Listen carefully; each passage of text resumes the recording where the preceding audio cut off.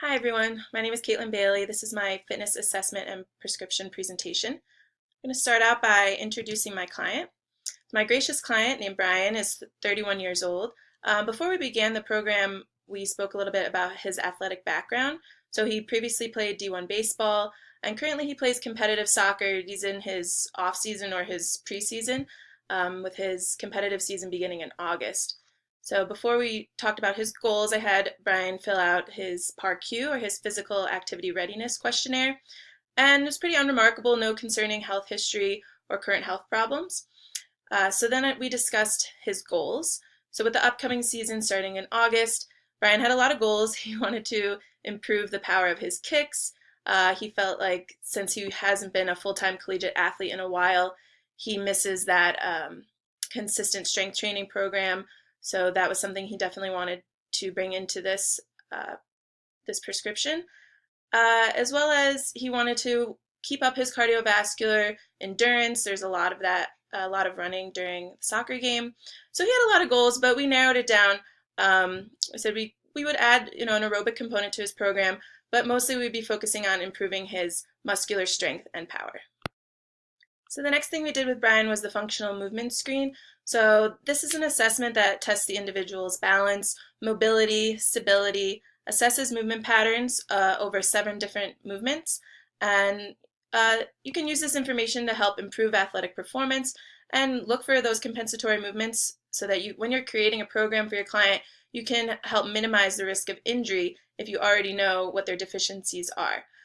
So the whole screen is out of a score of 21, and we put Brian through it and he got a 17, so that's really good.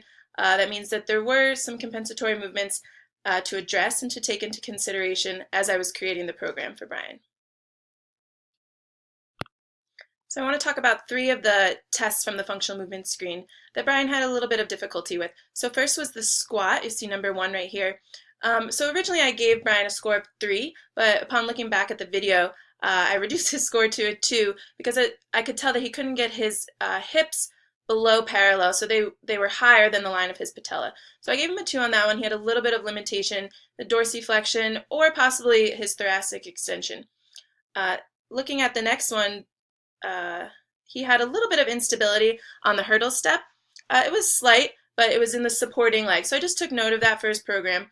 And then in the inline lunge, he also received a score of a 2 because he had trouble on the left side keeping the dowel in contact with his thoracic spine. So that again alludes to maybe some limitations and limited range of motion in his thoracic.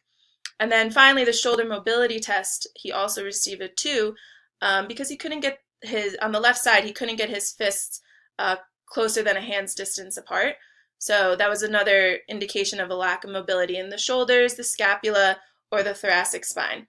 So based on these stability deficiencies, maybe a couple mobility issues, I took all that into account in creating Brian's program. But he did receive a great score of 17, and when we did the clearing tests for all the screens, he didn't have any pain, so I felt confident moving along with the program for Brian. So I chose a traditional periodized training program for Brian. So with this program, it's the load that is the manipulated variable, and the repetitions and the sets remain constant.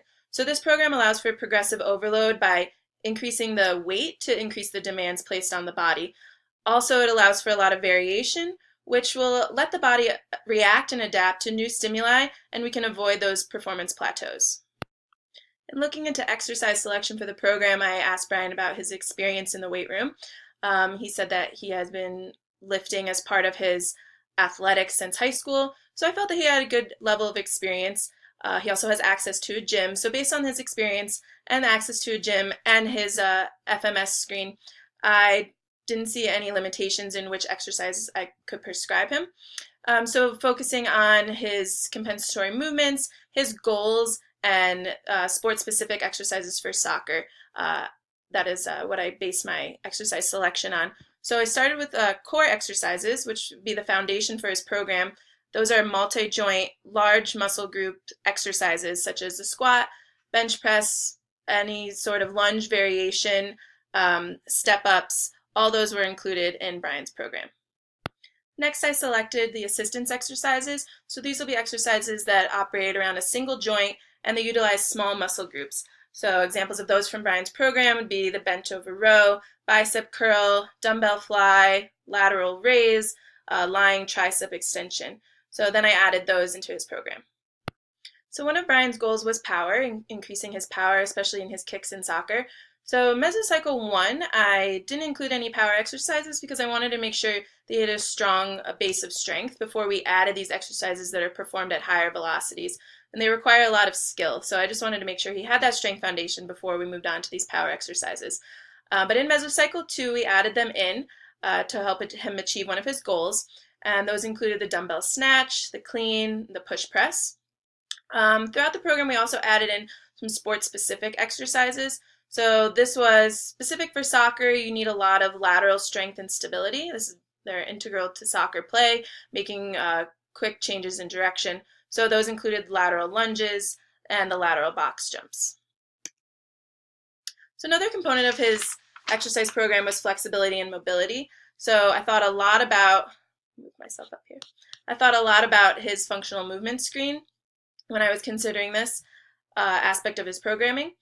So in the hurdle step, he had a little bit of standing leg instability. So that led me to bring in the forward lunge with rotation so that he could really focus on taking that step, which will also help with his kicking, and focusing on the stability of the legs independent from one another when they're not side by side.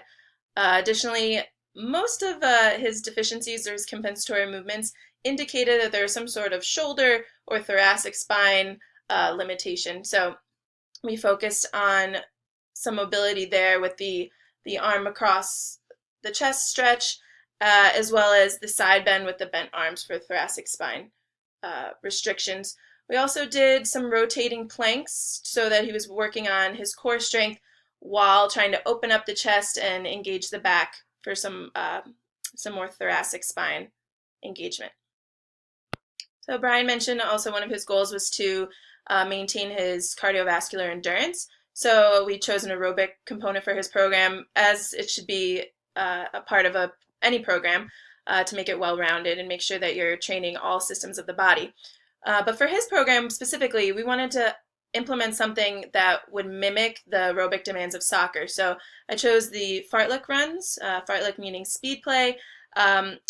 And what that means is that he'll go out for a run that's sustained at about 70% of his VO2 max. So it's a pretty decent cadence. And then within that 30-minute run, he'll have several, maybe 8 to 10 30-second up-tempo bursts where he's actually pushing himself to 85 to 90% of his VO2 max. So that's very similar to what will happen in a soccer game when he's jogging back and forth across the field, and then when he needs to go to get the ball or he's bringing the ball down the field, he'll need to increase his aerobic output.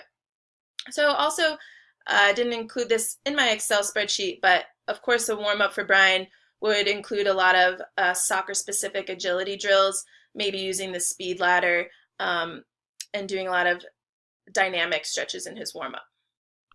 So based off of Brian's intake, I determined that his training status would be probably intermediate to advanced. So for mesocycle 1, I kept him at intermediate, again, just to get that strong base going. So for frequency, volume, and load, focusing on someone with an intermediate experience, I'm going to put Brian at 4 days a week for his strength training program. And I separated those into lower body and upper body, which repeat once during the week. So I did that just to make sure that we could have a rest day for Brian so he would avoid overstressing the body or overtraining.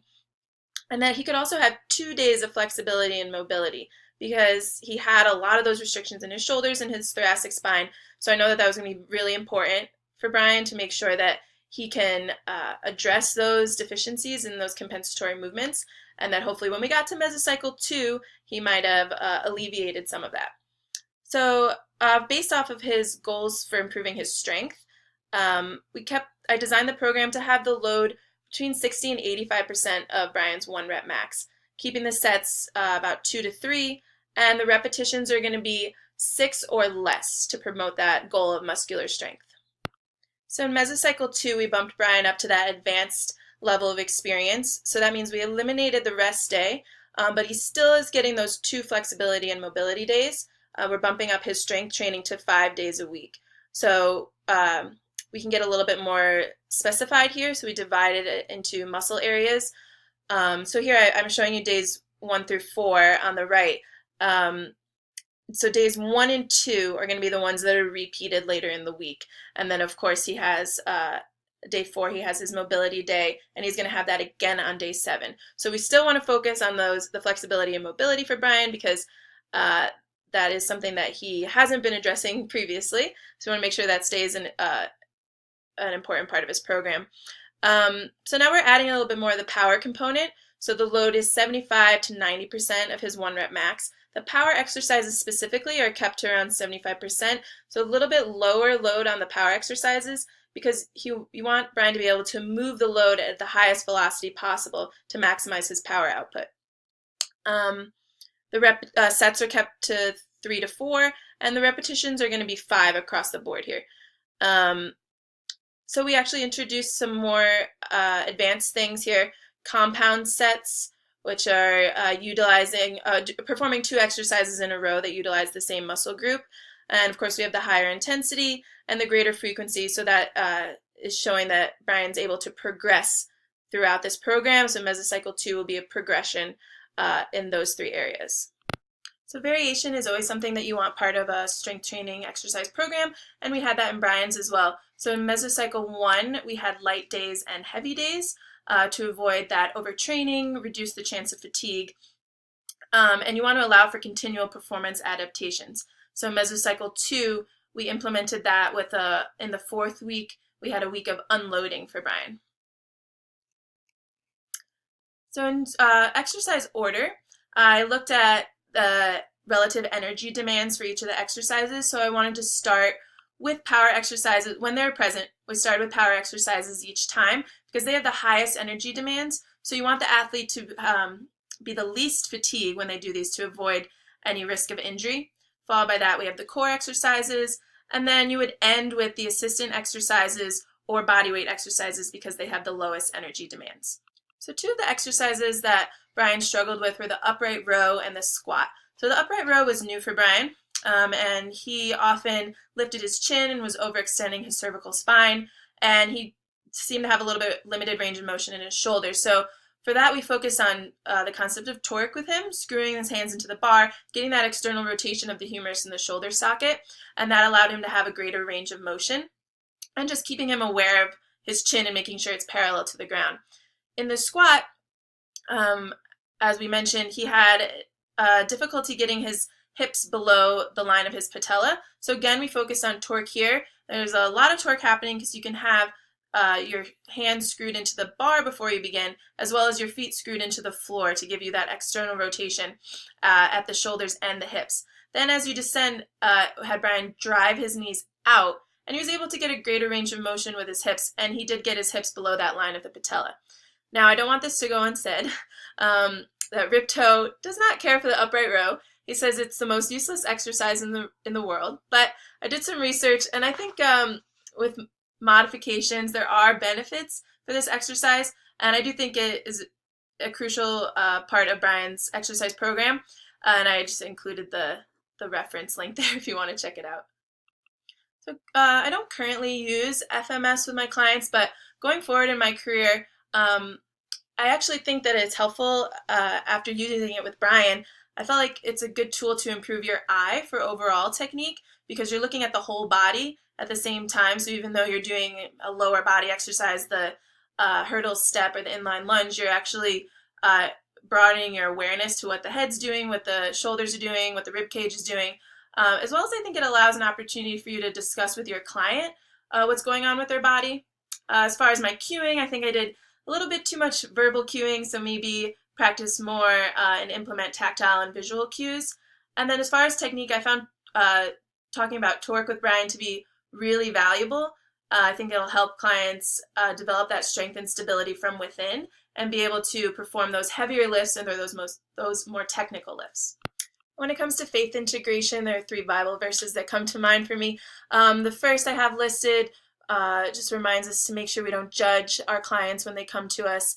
The second is to think about the spirit as well as the body. And the third, the most important, I think, is that God has created these beautiful, capable bodies, and we should remind ourselves of that every day. Thank you. God bless.